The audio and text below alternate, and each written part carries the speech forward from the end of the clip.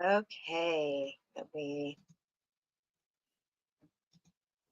double check here. You're good. Is it one? I I can usually see. There you go. Yep. Looks like we're live. there we go. All right. So I want to thank anybody who might be watching. Today is a Books Galore and Creator Core event where we have been blessed with the appearance of author Ellie Larum. Ignore what it says on the social media. I was half asleep with quesadillas, so that's my fault. It's understandable. Quesadillas are good. So we just want to thank author Ellie Larum for joining us today. Why don't you tell us a little bit about yourself? Yeah, so I am a Christian fantasy author based in Southeast Idaho, so about 4 hours away from Boise, Idaho, since a lot of people know where that is. I am the mom of two littles under 5. My husband is an illustrator. We moved to this area about 4 years ago where I started writing and getting my books going. And it's just been a dream trying to get all of my books written, going through gritty topics, discussing them, trying to make sure that people are able to recognize that they're not alone when they're going through struggles. There you go. There you go. So, as you do you have your book with you? I have one of the copies of my books. I do have Gracefully Broken with me. I don't currently have updated books or books with updated covers with me for my other ones, but I've got Gracefully Broken. Okay. Okay. So then let's talk a little bit about Gracefully Broken. Like Yeah. when was it written and how did like what was your inspiration for writing it? Yeah, so Gracefully Broken, I published this one just last year, actually, looking at it. I revamped it recently to update the cover. It used to be a woman praying with some stuff going on behind her, and I decided to update the cover. The entire inspiration behind Gracefully Broken was really looking at how a faith walk can be forged through fire, even when you're afraid of what's going on. All of my books are in a single world, Ilaros. It is a donut-shaped world, so it's unique in that aspect. The sun is on an axis up and down through that world. But Marin, in particular, is a character who shows up in other works as side characters. So for her, it was the realization of who is she, how does she know what she knows, and why is she so important to the people of Ilaros? And it developed from there into Gracefully Broken. Okay. So is that the first book in the series? So, Gracefully Broken is a little bit interesting. It is a part of the Tales of Ilaros series. It is technically a standalone, but if you don't read other books in the series, you don't know what happens to her at the end. It is an ambiguous ending. Oh, okay. Okay. Hmm. So if you want to find out what happens to her, you have to read the other books. Yep. So what book, just for the readers, what book would you suggest after Gracefully Broken? So, if you read Gracefully Broken first, you're going to want to then read Turning Point. Turning Point takes place at the same time as Gracefully Broken, but it follows two other characters, and then their story connects with Marin's in Gracefully Broken. Okay. Yeah. Okay. So, what made you decide to to get into writing and like, has that always been sort of your your passion, or did it just become something that you decided to do? I've always really enjoyed writing. So when I was younger, I read a lot. I was a voracious reader, constantly reading, constantly wanting to get books. And it's really funny you ask. My writing journey actually started with text role play. So typing out what characters were doing with other people and creating stories together. I got a little older and I decided that there were stories that are untold that I really want to make sure readers can get a hold of, things that I would have enjoyed. It's a little counterintuitive to what the market says to do. Um, Lots of people say do research, find out what's the important thing right now for readers, what they want to read. I write for what I think is needed. So my writing journey began wanting a book that I couldn't find on the market, with The Phantom in the Dark, which I recently am republishing. I've finished working on some of that and it's going to be published this year. But then it developed. I thought it was going to be one book and it multiplied. 2 books, 3 books. Oh, there's a spin-off, 4 books. Oh, here we go, you know? That's really what it was. It started as just something I enjoyed, and then it was a realization of there's a need. Okay, okay. So, what does your writing process look like when you first start writing the character, the story? Like, what you sit down and what is your first step? So, as I mentioned before, all of my books take place in the one world. When I sit down to work on any book project that I haven't previously worked on, it's the identification of who the character is. Who am I going to be writing about? What do I want to make sure I have them accomplish in this book? So for Gracefully Broken, for an example, it was this is Marin, and I need to know how she gets to where she is elsewhere. She is a healer. Okay, if she's a healer, then how did she get this place? Um, there's a lot of different people who classify themselves as discovery writers or planning writers, plotters. I'm a discovery writer. So for me, my books happen organically. It is a case of if there's inspiration and it hits, I begin to write. And I will continue to write until the story feels like it is finished or that inspiration's turned off. So a lot of people will sit down and they'll write all their notes. I'm the type of person who says, "Oh, here's an idea," and I run with it. And if it works, it works. If it doesn't, well, there it goes. I'm the same way, yeah. Yeah. So, what was your favorite part about writing Gracefully Broken? One of my favorite scenes that I worked on, outside of just figuring out who Marin was, it was the realization that she is the individual who causes a catalyst of change in another character that I just finished writing about. So Marin is a Christian character living in a city that persecutes Christians. Um, and she befriends a young woman named Anka, who is not Christian. And over time, it's revealed Anka's curious about Christianity, and she comes to Marin. They go out on a camping trip, and she's like, "You're Christian. I know you're Christian. You're a Kingsman. What is the deal with this? Because I keep hearing what my people say. I keep hearing what you guys say. What is it?" And it's this catalyst of change and this really moving scene where Anka is incredibly vulnerable with her, and Marin is vulnerable in return after she's had to keep the secret for so long. And it's something I really love seeing how the characters can morph and change and grow and become more than just words on a page. Right, right. So, what was your inspiration for Marin, the main character? Yeah, so Marin, she really started as a prayer warrior, just that idea of someone who is very invested in faith, wants to help people. Um, and part of it was shaping her after a gentleman in our church. His name is Don, who really took me under his wing as a daughter. And it was one where seeing his kindness, his love, his tenacity for worship, um, I really wanted to be able to exemplify that in a character, taking him as that inspiration so that once we leave this earth, I can look at it and say, this was my dad, this was Don, this is a man who raised me once I moved out. It's a dedication, really. Okay, okay. So, if you had to say um, something about the book that wouldn't give away the story, but would, give readers an idea of what to expect. Okay. For anyone who's familiar with Frank Peretti or Ted Decker, Okay. they both deal with a lot of spiritual warfare and demonic nature that the main character overcomes.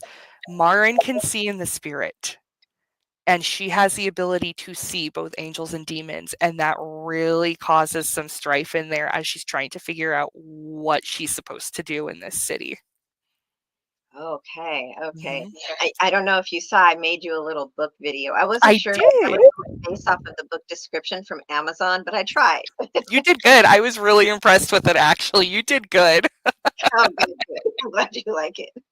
Yeah. So why don't you tell us, like, just sort of the scariest moment in the book, if there is one.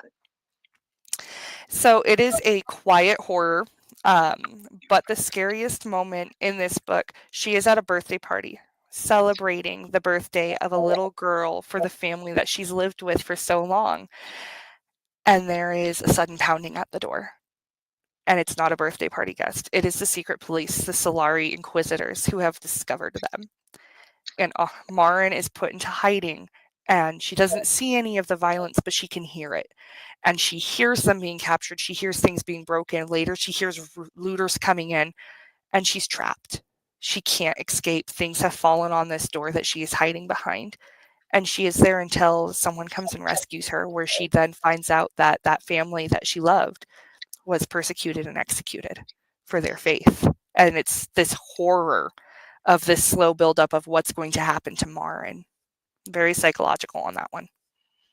Okay. Okay. So, what would you like to tell us and the readers just about the writing experience? Writers who, or aspiring writers who want to get started, or, writers who want to write in the Christian genre. Like, you know, what type of advice would you give them? So, the first piece of advice I give, just as general advice, it's said that Mark Twain said this first, but you need to swallow the frog first. Don't know if you've ever heard that phrase or anyone has, but it's the idea of take the hardest thing to do in that day and you do that first so that you have the motivation. Because if you wait to do the gross thing first, you're not going to do it. So Right. swallow the frog and just start. As for the Christian fantasy genre, excuse me, it's one where you need to be aware that everyone is going to be looking at that work and it is a masterpiece of God. You need to be aware that whatever you are writing needs to reflect who God is. So the market right now is really popular for spicy scenes and open door romance scenes. Someone wanting to write Christian fiction of any variety needs to recognize that that is not glorifying to God. And that path, they are going to be very much exposing themselves and their readers to who God is, because not just Christians will read Christian fiction. So, really, anyone who wants to write in the genre needs to recognize that their work is very much a mission field. If they're going to write, they need to make sure that they are writing things that uphold biblical truth, moral truth, and that ultimately it reflects their journey that they want the reader to go through. Another thing that I would highly suggest is making sure that you spend time in community. Writing can be such a lonely thing to do, and having that community where they can build off of you, give you feedback, let you know what you're doing really, really well, and then encourage you in those times where you feel like you're not doing well. That is vital to the writing process. You can't do it alone. That's true. That's Hmm. very true. I think that when you start the writing process, if you're writing for yourself, it's one thing. You can hide it Yes. away and peek Yes. at it sometimes, and Yeah, never think about it again if you don't want to. But if you're planning to publish, you really must have a community. you do. There are writing communities out there. There's Mhm. I never remember the name, but there's a it's through Purdue University, and they offer free Oh, that's right. Yes. services. And I think that that learning, like how I learned how to write, was actually through this internet online service. Because Okay. I mean, you know how to write, but you learn, how do you structure sentences in a way that's going to grab the reader's attention? Hmm. How do you, prevent yourself from going on and on and on in a sentence like we tend to do, because Yes. that takes away from the urgency of the situation, right? Hmm. And that is what I learned in this writing group. So Oh, yeah. it's extremely important to have a community for people to read your work and say, she's supposed to be dying. Why is she talking a monologue for 5 minutes? Exactly, exactly. And that's what I found is that community, offering that feedback, getting that feedback from the community is so important, especially when it comes to those final stages of writing, the editing. You Right. can't edit your own work. There was another author I was talking to, and she said there were three things that you really shouldn't do yourself. Don't give yourself a haircut. Definitely don't give yourself bangs after a breakup. And do not edit your own work. That should be written in stone. Right? She's going to put it on a t shirt, she said. I think it's vital. Breakup, stay away from scissors. Yes. Yes. So, so what type of communities have you been able to involve yourself in? Yeah, so as an indie published, self-published author, I do a lot of craft fair circles actually. So I involve myself with other tradesmen, men and women, to work on the marketing side of things. We also have a local authors group and writers group here in Southeast Idaho that we get together weekly for. It's hosted over at the library, so every night I can show up, hang out, talk to people, have some snacks, and get some writing done. Um, in the past, I did a couple of writing challenges. I don't do them fairly often anymore since I do have 2 little kids. I apologize if you can hear them in the background. They are upstairs screaming and, you know. Oh, okay. Um, but that's really what it is. It's in-person writing groups hosted by libraries. A lot of libraries have writing groups anymore. And there are some on Facebook too, where you can get together and chat and offer those answers to questions and ask your own questions, which is really cool. You want to be careful though, because when you Yes. get to Facebook, I have seen some scandals happen on Oh, Facebook. yeah. Oh, yeah. There was one woman who was basically taking indie author books, reading the entire thing out loud on her page, going live, and expecting to get stars for it. No. You're getting paid to read other people's work and not giving any type of compensation to the author.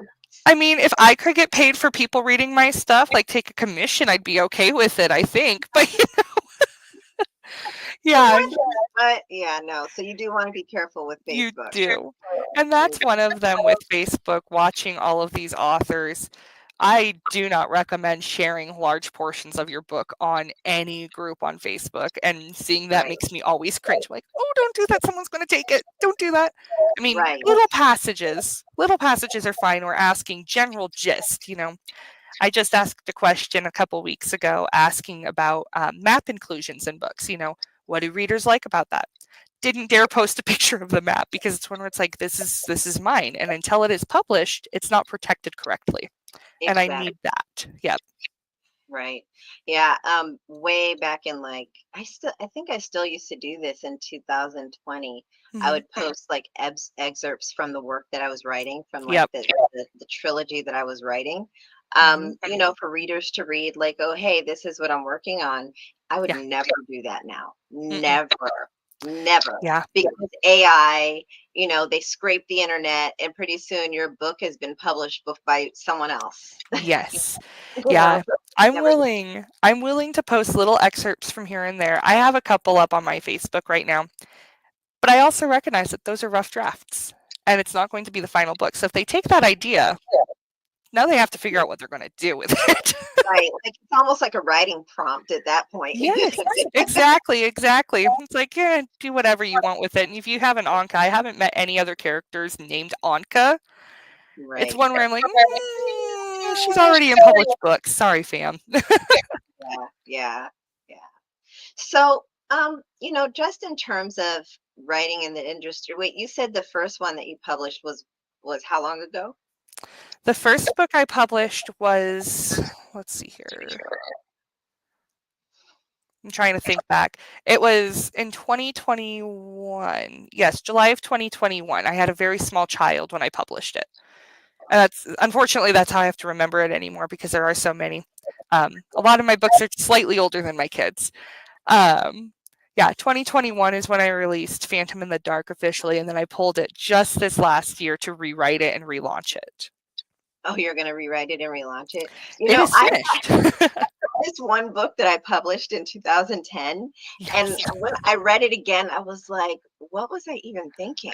And I told just the thought of trying, because it was more than 100,000 words. So when I look at it again, I'm like, I don't even have the energy. Yeah. Oh my gosh. I applaud you. Well, thank you. It's better now. It's better now, and that's a big part of it. I wasn't happy with it. And I told my husband, it's like, I hate it. I need to do something with this. I'm so disappointed in it. And, at that point, I had a couple of years of writing under my belt. So I pulled it. It's like, okay, let's go. And then I rewrote it. It's like, oh, well, this is a new story completely. Excellent. Right. That's the problem. Because when you rewrite something, it becomes something completely different from what it was, which might be a good thing because the thing it was probably horrible. But yeah, it really is. Yeah. You want it to be something different. Yeah. So yeah, that's I just don't have the energy. I probably should rewrite mine. And every time I look at it, I'm like, let somebody else in another life do that. Yes, it's a lot of work. It's a lot of work. But, at the end of this, I rewrote both books in the Cassie series, sitting at 90,000 words and 89,000 words and thereabouts. Looking at it now, though, I'm so glad that I took all that time and energy to redo it because I am so much happier with that work. I wasn't proud of it beforehand, and I look at it now, it's like, oh, yay, it's a book, you know? Right. Right. You know, it's funny because one of my favorite authors, her name is Michelle Segarra West, Mm. and she said that once her book is published, she never goes to look at it again. Oh, Never. And I feel that I because can when I understand go it. back to when I go back to look at my books, I'm like, who let me do that? Right? Yeah, what was I thinking? There is no plot. These are horrid characters. What was I doing? Oh no, I get it completely. Yeah, it was a plunge I was willing to take. I'm not going to do it again as far as I can tell. I am not about to take Turning Point or Gracefully Broken and tear them apart and fix them. It's not worth it. I mean, honestly, if you have the tenacity and the Yes. energy and the self-confidence to do it, do it. Yeah. I I'm not planning on doing it again. It was such a journey, and I'm trying to watch my kids grow up, you know? I can't take another year and a half to do it. And then once children hit the scene, it's over. Oh my goodness. Exactly. Yep. Yeah, I was very fortunate. My husband is a wonderful husband, wonderful father, and I'm very blessed to have him because he'll take the kids from me so I can get some work done and vice versa. So we are Oh, very fortunate in being able to do that, but it is not possible for everyone, and I definitely get how hard it can be. right. So why don't you tell us a little bit about that process, like writing and publishing with two little ones? Yeah, so 95% of my writing takes place either after I've thrown them outside with some water and cups to just hang out and get dirty. The other half ends up happening at night when they go to sleep. So it is very limited time most days. My husband, he works from home. He's an illustrator. He does all of the art for my books. We have artwork in each of the books at the end of the chapter and the cover images. So he's able to get some work done too while I'm getting things together. And it's just that balancing act. Part of the reason we decided to go with indie publishing, self publishing, is so that we did not have to deal with querying while with toddlers. Right. Um, for reference, my littlest is 3. She just turned 3. Oh, So when she's in I've that got her, really cute little no to everything stage. oh yeah, oh yeah, I love her. I love her. She knows a lot of words, but we are definitely in the one word, one syllable talking phase still. Even though she'll sit there and just blab your ear off later. Yeah. But we decided with those littles, querying to agents just isn't possible. It is such a time commitment to get traditionally published, It and the is. waiting is horrid.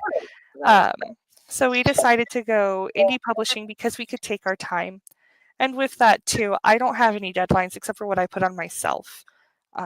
Having that flexibility to write when I'm able to write what I would like, having those two littles, if I were to have a traditional publisher, I don't think I would be able to do that and have that flexibility. And it's just the season we're in, seasons come and go and they'll change.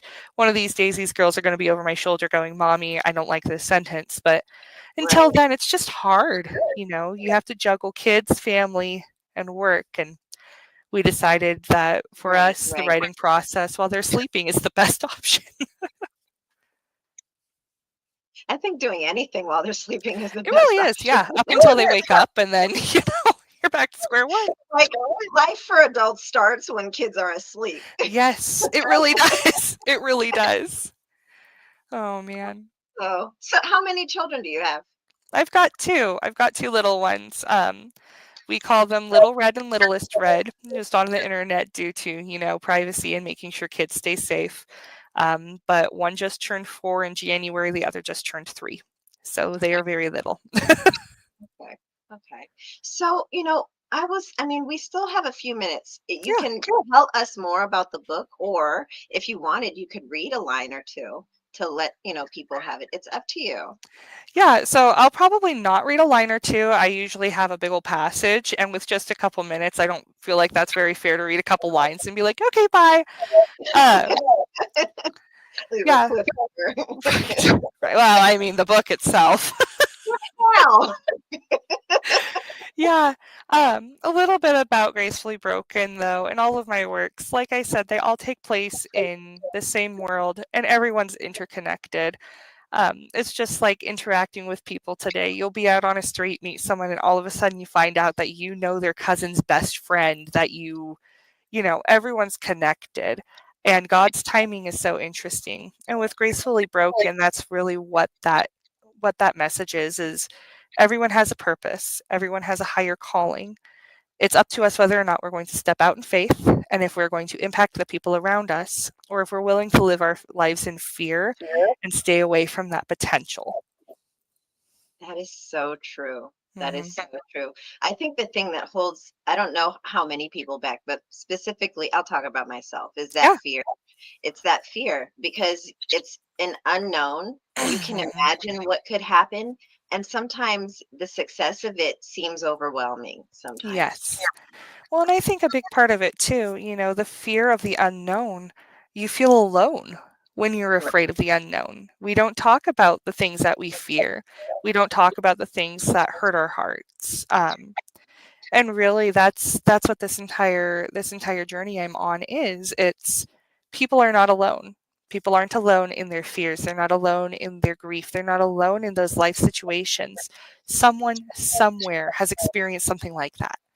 And that's the big message that I really hope to pass on with everything that I've written is no one is alone, truly alone. There is at least one other person who understands what you're going through at least a little bit. And, regardless of what people believe, I know I believe in God. I mentioned I'm a Christian writer. I know God knows. And I know God is mourning and feeling that alongside them. But there's hope at the end. There is a light. Right, right, right. Wow. Well, I just want to thank you again for joining us today. Today has been a Yeah. short day because we're planning for a big creator carnival next week, and Yes. you are coming to join us then, right? I am. I'm excited. I know just a little bit about what's going on, and I am very excited to be included. I'm really excited. We're having a full panel. Like I only Ooh. have 10 slots, and I think we might be over. I'm not sure. So Oh no. Well, I guess yeah, we'll have to do another one. no, honestly, we're gonna pack everybody in somehow. We're gonna We'll do figure it. it. We'll We're gonna do it. It'll be good. It's going to be so much fun. So we will be back next week. And I just want to thank author Ellie Larum for joining us. Thank And you. you have any last words? Swallow the frog. Do the hardest thing first, and it'll make the rest of the day so much better. There you go. There you go. All right. Thank you, everybody out there, for joining us for Books Galore and Creator Core. We will be back next week for Creator Carnival at 3 p.m. All the way possibly till 5. It depends. We've got speakers. We've got possibly a tutorial. We've got a whole panel running with a bunch of creators. We have writers. We have cosplayers. We have artists.